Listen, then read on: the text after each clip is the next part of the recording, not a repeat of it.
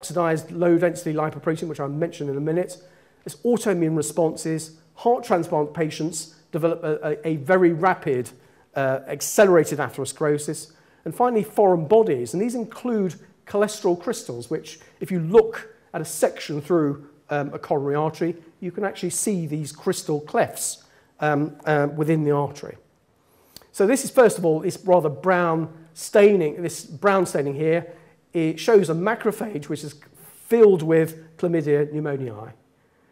Now, as I've said, the association doesn't mean to say causation, and it's been tested in part by using high-dose antibiotics in these patients who've got cardiovascular disease to see if anything happened, whether you could improve outcome. It didn't.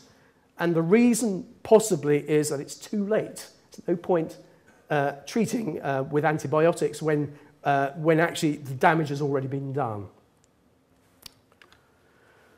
This just shows how balloon angioplasty is done and the deployment of a stent. This is a stent, this sort of wire mesh here. This is obviously the balloon. It's passed into the coronary artery or other arteries and blown up, and then the stent is put in place. And what you see here in the section is this is the metal bits of the stent. This is where the artery wall was. So initially, this was on the inside surface of the artery wall.